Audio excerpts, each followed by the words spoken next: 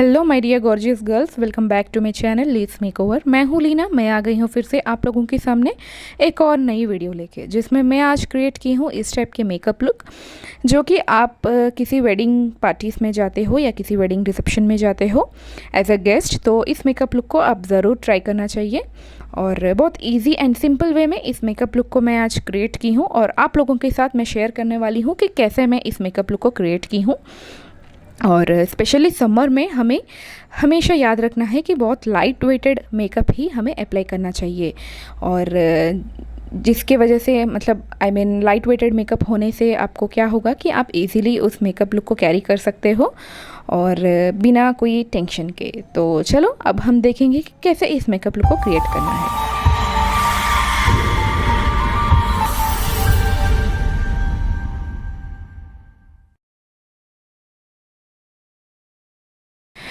यहाँ पे हमेशा मैं कहती हूँ एक ही बात कि जब भी आप मेकअप अप्लाई करना चाह रहे हो उसके पहले आपके स्किन को अच्छे से हाइड्रेटेड करके रखना है और अच्छे से प्रिपेयर करके रखना है। तो इसीलिए यहाँ पे मैं मॉइस्चराइज़र को रिप्लेस करके यहाँ पे मैं एक फेशियल सीरम अप्लाई कर रही हूँ और इससे काफ़ी बेनिफिट्स मुझे मिला है और आपको दूसरे वीडियो में बता दूँगी इसके बारे में कि ये कौन सा सीरम है और कैसे आपको यूज़ करना है। और ये है लैक्मे का सीरम और इससे काफ़ी अच्छा रिज़ल्ट मुझे तो मिला है और स्पेशली ये विंटर्स के लिए काफ़ी सही है। और इससे तो मैं कभी भी मतलब कोई हेवी मेकअप लुक क्रिएट करने वाली हूँ तो फिर उसके पहले मैं इसको अप्लाई कर लेती हूँ। तो इसके बाद यहाँ पे मैं डॉट एंड की का लिप बाम अप्लाई कर रही हूँ। तो ये लिप बाम भी आपको अप्लाई करना है हमेशा मेकअप करने के पहले, सो दैट आपकी लिप्स भी प्रिपेयर्ड रहे for your heavy and lasting lipsticks के लिए। ओके, सो इसके बाद यहाँ पे मैं ले रही हूँ मेबलिन का एक शिमरी क्या बोलना चाहिए, इसे हाइलाइटर बोलना चाहिए। ये क्रीमी हाइलाइटर है जो क्रीम टेक्सचर है इसका, और इसे सबसे पहले मैं अपने फेस पे अप्लाई कर रही हूँ। सो इससे क्या होगा कि आपके फेस पे एक अलग से ग्लो दिखेगा। और इसको मैं फाउंडेशन के पहले इसीलिए अप्लाई कर रही हूँ सो दैट मेरे फेस पे ज़्यादा ग्लो नहीं दिखना चाहिए। एक अलग से ग्लो जो जैसा थोड़ा सा अलग हो जाता है ना, जैसा फाउंडेशन के ऊपर जब हाइलाइटर अप्लाई करते हो तो वो अलग लुक दिखता है और फाउंडेशन के पहले जब आप इस टाइप के हाइलाइटर अप्लाई करते हो तो इसका एक अलग लुक में दिखता है। ठीक है, सो इसके बाद यहाँ पे मैं अप्लाई कर रही हूँ ये है सीरम, स्विस ब्यूटी की सीरम है, सॉरी प्राइमर है ये। सो ये भी हाइलाइटर टाइप प्राइमर ही है और एक्चुअली मुझे प्राइमर मेरा वाला जो मेबलिन का वो नहीं मिल रहा था, तो इसीलिए मैं इस प्राइमर को अप्लाई कर रही हूँ यहाँ पे। सो हमेशा प्राइमर अप्लाई करना बहुत ज़्यादा ज़रूरी हो जाता है। मैं हर वीडियो में यही कहती हूँ कि कोई भी फाउंडेशन अप्लाई करने के पहले आपको मॉइस्चराइज़ करना ज़रूरी है, फेस को हाइड्रेटेड रखना ज़रूरी है और साथ ही साथ प्राइमर अप्लाई करना भी बहुत ज़्यादा ज़रूरी है। तो अभी आप मेरे फेस को देख सकते हो कितना ग्लो कर रहा है और साथ ही साथ कितना सॉफ्ट एंड स्मूथ दिख रहा होगा, है ना। ठीक है, उसके बाद यहाँ पे मैं सबसे पहले इस वीडियो में मैं इस मेकअप लुक के लिए यहाँ पे मैं अपने आई का मेकअप पहला करना चाह रही थी। तो यहाँ पे मैं स्विस ब्यूटी के कंसीलर ली हूँ और अपने अंडर आई पे अच्छे से अप्लाई कर रही हूँ यहाँ पे, और एक वेट ब्यूटी ब्लेंडर लेके उसे अच्छे से ब्लेंड कर रही हूँ। जैसे कि आप हमेशा मेरे पहले वीडियोस देखे होंगे, मैं हमेशा सबसे पहले फेस को अच्छे से फाउंडेशन अप्लाई करने के बाद मैं लास्ट में आई मेकअप करती थी। लेकिन इस आई मेकअप लुक के लिए इस मेकअप लुक के लिए मैं यहाँ पे सबसे पहले आई मेकअप करना चाह रही थी, तो इसीलिए मैं कंसीलर अप्लाई कर रही हूँ सबसे पहले अपने आइज़ पे, अंडर आइज़ पे, है ना। तो इससे क्या होगा कि आप जब आई मेकअप कर लेते हो, आई मेकअप करते टाइम अगर कोई स्पार्कल यूज़ कर रहे हो या कोई ग्लिटर्स यूज़ कर रहे हो तो फिर वो आपके फेस पे गिरने का चांसेस रहता है ना। तो इसीलिए सबसे पहले अगर हम आई मेकअप कर लें और उसके बाद फाउंडेशन अप्लाई करेंगे, वो जो ग्लिटर्स है वो उसको रिमूव करके, तो आपका ये काम इजी हो जाएगा। सो यहाँ पे कंसीलर अप्लाई करने के बाद आपको लेना है कोई भी कॉम्पैक्ट पाउडर या फिर कोई भी लूज़ पाउडर। ठीक है, इस बार मैं कॉम्पैक्ट पाउडर अप्लाई कर रही हूँ अपने आइज़ पे। ये मेबलिन का कॉम्पैक्ट पाउडर यूज़ कर रही हूँ यहाँ पे मैं। आपके पास अगर लूज़ पाउडर है तो उसको भी आप यूज़ कर सकते हो। अगर आपके पास कोई पाउडर नहीं है, अगर आपके पास नॉर्मल पाउडर जो हम जनरली घर में यूज़ करते हैं, अगर वो भी आपके पास अवेलेबल है तो फिर उसको भी आप ज़रूर यूज़ कर सकते हो। ऐसा कोई ज़रूरी नहीं है कि आपको इसी टाइप का पाउडर्स यूज़ करना है। ऐसा पाउडर अप्लाई करने से क्या होगा कि आपके जो आइज़ के नीचे जो स्मज होता है या फिर स्वेटिंग होता है वो सब नहीं होगा। तो यहाँ पे आप देख सकते हो मैं आउटर कॉर्नर पे एक वाइट टेप अप्लाई की हूँ, ठीक है। आपको भी ऐसा ही अप्लाई करना चाहिए। तो यहाँ सबसे पहले अपन को क्रीज क्रिएट करना है, ठीक है। तो कभी भी क्रीज क्रिएट करना है तो आपको हमेशा कोई डार्क शेड लेना है। तो यहाँ पे मैं मेकअप रिवॉल्यूशन पैलेट से मैं यहाँ पे डार्क शेड ली हूँ, और अभी जो शेड मैं दिखाई हूँ ब्राउन टाइप का है ना, वही शेड मैं यहाँ पे यूज़ कर रही हूँ क्रीज क्रिएट करने के लिए। यहाँ पे अच्छे से मैं ब्राउन कलर की शेड लेके अच्छे से क्रीज क्रिएट कर रही हूँ, और अच्छे से ब्लेंड करना पड़ेगा आपको जब भी आई शेडो अप्लाई करते हो, वरना वो एक जगह पे रह जाएगा और वो बहुत ज़्यादा ऑड दिखने लगता है, ठीक है। तो अच्छे से ब्रश को ब्लेंड करते हुए आपके आई के ऊपर अप्लाई करना है, और आपका आई शेडो क्रीज के बाहर तरफ नहीं जाना चाहिए, ये आपको ध्यान में रखना चाहिए। मतलब क्रीज के बाहर तरफ मतलब आपके आईब्रो के नीचे तरफ नहीं आना चाहिए। आप भी इस टाइप के वाइट टेप चिपका सकते हो, या फिर मैं पिछले वीडियो में मैं बताई थी अपने लास्ट वीडियो में कि एक कोई कार्डबोर्ड टाइप कुछ ऐसा एक टुकड़ा लेके उसको आप आई के बाहर तरफ आउटर कॉर्नर तरफ रख के आप आई शेडो की शेप बना सकते हो करके, ठीक है। आप उस टिप को भी आप ज़रूर फॉलो कर सकते हो। जो आपको कंफर्टेबल लगेगा वो आप फॉलो कर सकते हो। तो यहाँ पे मैं अप्लाई कर रही हूँ अच्छे से ब्राउन शेड। उसके बाद यहाँ पे मैं ले रही हूँ स्विस ब्यूटी की कंसीलर, और थोड़ा सा उसको लेके मैं सेंटर ऑफ द आई पे मैं अप्लाई कर रही हूँ, और उसको मेरे फिंगर के हेल्प से अच्छे से उसे ब्लेंड कर रही हूँ यहाँ पे कंसीलर को। अगर आपको भी कभी ऐसा नॉर्मल आई शेडो अप्लाई करने के बाद अगर आपको शिमरी आई शेडो अप्लाई करना है तो उसके पहले अगर ऐसा इस टाइप की कंसीलर अप्लाई करेंगे तो फिर जो ग्लिटरी आई शेडो या फिर जो शिमरी आई शेडो है वो उभर के दिखेगा और बहुत सुंदर दिखेगा, ठीक है। अब सेम रिवॉल्यूशन मेकअप रिवॉल्यूशन के पैलेट से मैं शिमरी शेड पिक की हूँ, और अपने फिंगर की हेल्प से ही यहाँ पे मैं अच्छे से अप्लाई कर रही हूँ। मेरे ब्लाउज़ पे आप देख सकते हो एक burgundy colour and golden colour का दिया हुआ है, तो इसीलिए मैं इस बार आई मेकअप को उसी वे में करना चाह रही थी कि मैं थोड़ा सा बाहर तरफ बरगंडी या ब्राउन शेड को रखूँ और बीच में थोड़ा गोल्डन को पुट करूँ। तो ये बहुत इजी है, और मैं आपको ऐसा मतलब एज ए ट्यूटोरियल बता रही हूँ तो फिर मुझे थोड़ा सा टाइम लग रहा है, वरना ये कुछ 5 to 10 मिनट्स में आपका आई मेकअप कंप्लीट हो जाएगा। 10 मिनट्स में तो पूरा मेकअप कंप्लीट हो जाएगा, इतना सिंपल आई मेकअप है ये, ठीक है।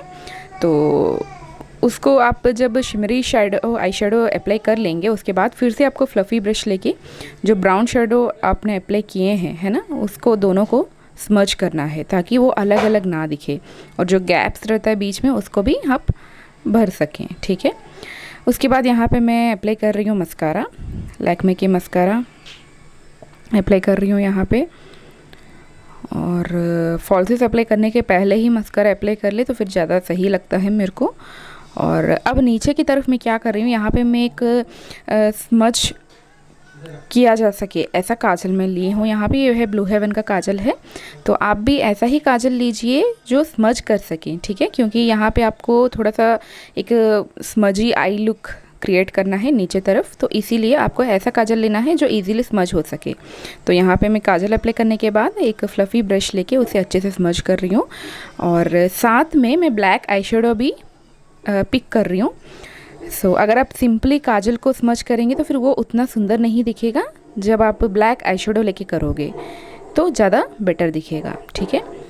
उसके बाद यहाँ पे मैं सेलो टेप निकाल दी हूँ। नीचे की तरफ अच्छे से स्मज करना है, और थोड़ा सा आउटर कॉर्नर की तरफ भी आपको लेके जाना है। सेम काजल का जो आप कर रहे हो उसको थोड़ा आउटर तरफ भी लेके जाना है, ठीक है। उसके बाद सब चीज़ कंप्लीट होने के बाद फिर से आपको थोड़ा सा कंसीलर जैसा मैं अप्लाई की हूँ वैसा ही आपको भी अप्लाई कर। ऐसा करने से क्या है कि आपकी जो आउटर तरफ जो शेप बनना चाहिए वो और अच्छे से सुंदर से दिखेगा। सेम वेट ब्यूटी ब्लेंडर लेके ही आपको स्मज कर लेना है कॉर्नर की तरफ, आउटर कॉर्नर की तरफ, और ऊपर की तरफ आपको लेके जाना है। ओके, अब हो गया है अपना आई मेकअप कंप्लीट। यहाँ पे मैं अपने फॉल्सिस अप्लाई कर ली हूँ। फॉल्सिस अप्लाई करने के बाद थोड़ा सा और मैं ब्लैक आई शेडो लेके यहाँ पे और मैं स्मज कर रही हूँ, सो दैट एक कंप्लीट आई मेकअप लुक हो सके। आपको हमेशा याद रखना है कि आपको ऊपर की तरफ ही सिर्फ आई शेडो नहीं अप्लाई करना है, आपको नीचे तरफ भी थोड़ा सा स्मज करने के लिए आई शेडो अप्लाई करना है।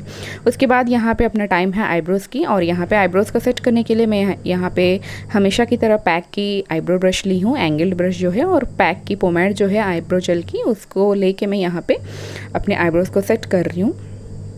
और इस टाइप के ब्रश यूज़ करेंगे तो फिर काफ़ी इजी हो जाता है आपका आईब्रोज़ को सेट करने के लिए। सो यहाँ पे मैं ली हूँ ये कौन सा फाउंडेशन है यार, भूल गई मैं।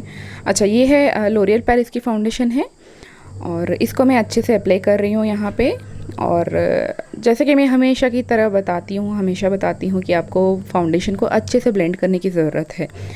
ठीक है, आप थोड़ा थोड़ा अमाउंट लीजिए बिल्डअप करने के लिए, और अच्छे से उसे ब्लेंड करते हुए, है ना, डैब डैब करते हुए आपको अप्लाई कर लेना है फाउंडेशन को, सो दैट कोई केकी लुक जैसा ना दिखे। ठीक है, सो बहुत इजी है यार, फाउंडेशन अप्लाई करना बहुत ज़्यादा इजी है, बस थोड़ा सा प्रैक्टिस की ज़रूरत है, और अच्छे से ब्लेंड करना चाहिए, वरना वो अलग से दिखेगा जो कि अच्छा नहीं दिखेगा। ठीक है, सो आप अभी देख सकते हो मेरा फेस एंड नेक दोनों सेम दिख रहा है। ठीक है, क्योंकि मैं नेक पे भी अपना फाउंडेशन अप्लाई कर ली हूँ। उसके बाद यहाँ पे मैं फ्लफ़ी ब्रश लेके कॉम्पैक्ट पाउडर से पाउडर पिक करके यहाँ पे मैं अच्छे से अप्लाई कर रही हूँ। उसके बाद फिर से मैं उसी कॉम्पैक्ट पाउडर में जो पफ़ दिया जाता है, ठीक है, उस पफ़ की हेल्प से यहाँ पे मैं फिर से अप्लाई कर रही हूँ कॉम्पैक्ट पाउडर को ही।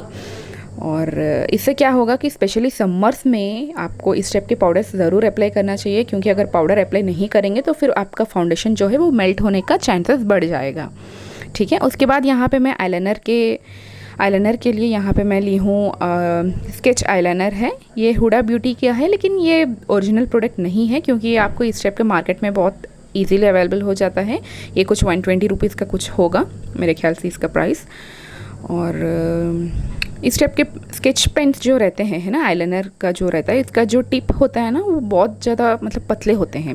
इससे क्या होगा कि आप इजीली आप आईलाइनर अप्लाई कर सकते हो। स्पेशली बिगिनर्स के लिए ज़्यादा हेल्पफुल हो जाता है, जिनको आईलाइनर लगाना उतना आता नहीं है, या फिर जिनका हैंड्स शेक होने लगता है जब आईलाइनर अप्लाई करते हैं।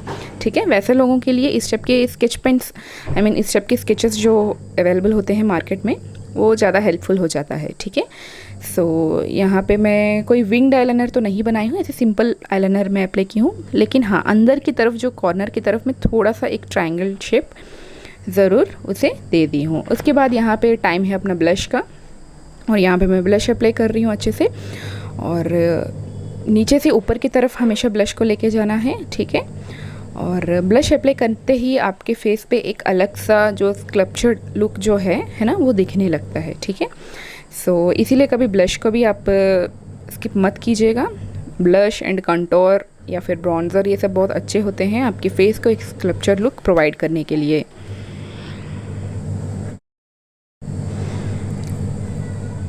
और आप कोई भी पैलेट लीजिए, कोई भी ब्लश का, और एटलीस्ट 2 कलर्स तो आपके पास रहना चाहिए, और उसे आप आपके ड्रेस के हिसाब से, आपके मेकअप के हिसाब से उसे अप्लाई करना है। उसके बाद यहाँ पे मैं अप्लाई कर रही हूँ सेम ब्लश पैलेट से ही यहाँ पे हाइलाइटर अप्लाई कर रही हूँ। और ये जो ब्रश जो मैं यूज़ कर रही हूँ, इसे कहते हैं फ़ैन ब्रश, जो कि हाइलाइटर अप्लाई करने के लिए स्पेशली इसे यूज़ किया जाता है। और आपके फेस के हाई पॉइंट्स पे हमेशा आपको हाइलाइटर अप्लाई करना है, और याद रखिएगा जहाँ पे आपके पिंपल्स है वहाँ पे आपको हाइलाइटर अप्लाई बिल्कुल भी नहीं करना चाहिए, क्योंकि अगर ऐसा अप्लाई करोगे तो फिर उससे और आपके पिंपल्स जो है वो उभर के दिखेगा। जैसे कि यहाँ पे मेरे को फोरहेड पे थोड़ा सा पिंपल आया हुआ है, उसके थोड़ा सा नीचे में मैं अप्लाई की हूँ। ठीक है, और ब्रिज ऑफ द नोज़ पे अप्लाई करना है आपको, क्योंकि वो हाईलाइट होके दिखेगा आपके फेस पे। ठीक है, और आपके इनर कॉर्नर्स पे अप्लाई करना है आपको हाइलाइटर। उसके बाद है अपना टाइम लिपस्टिक की। यहाँ पे मैं मिस क्लेयर की सुपर मैटी लिपस्टिक अप्लाई कर रही हूँ, लिक्विड लिपस्टिक है ये। और ये लिपस्टिक भी अच्छा है, बजट फ्रेंडली है, बट थोड़ा सा इसका जो स्टेइंग पावर है थोड़ा सा कम है बाकी लिपस्टिक्स के कंपैरिजन में जो मैं जनरली यूज़ करती हूँ। और मेरे को जो जिस स्टेप ड्रेस में पहनी हूँ उस स्टेप की लिपस्टिक मेरे पास अवेलेबल नहीं था, तो फिर इसीलिए मैं इस लिपस्टिक को अप्लाई कर रही हूँ। और अगर आपके पास इस स्टेप के जो बरगंडी शेड का लिपस्टिक आपके पास अवेलेबल रहता है, अगर आप बरगंडी ड्रेस पहन रहे हो उस कलर की, तो फिर ज़रूर उसे अप्लाई कीजिएगा। और बहुत लोग ये भी करते हैं कि अगर आपकी ड्रेस डार्क शेड है तो फिर लाइट लिपस्टिक्स भी यूज़ करते हैं, but it's all about your wish. उसके बाद यहाँ पे मैं अपने लुक को कंप्लीट करने के लिए यहाँ पे मैं सिंदूर अप्लाई की हूँ। उसके बाद यहाँ पे आपको अप्लाई करना है सेटिंग स्प्रे, जो कि जितने पाउडर्स जितने कुछ आप यूज़ किए हो वो अच्छे से आपके फेस पे मेल्ट हो जाए और कोई अलग अलग ना दिखे, है ना। जितने प्रोडक्ट्स आप पाउडर, फाउंडेशन और ब्लश ये सब जितने कुछ यूज़ किए हो वो सब अलग अलग ना दिखे और सब अच्छे से मेल्ट हो जाने के लिए आपको इस टाइप के मैटी स्प्रे यूज़ करना है, I mean setting spray. Okay, so ये हो गया है मेरा कंप्लीट मेकअप लुक। और बहुत इजीली और बहुत लाइट वेटेड फाउंडेशन अप्लाई करके यहाँ पे मैं इस मेकअप लुक को क्रिएट की हूँ। और आई होप आप सबको ये वीडियो अच्छा लगा होगा। फिर मिलेंगे एक और नई वीडियो के साथ। Thank you, bye bye.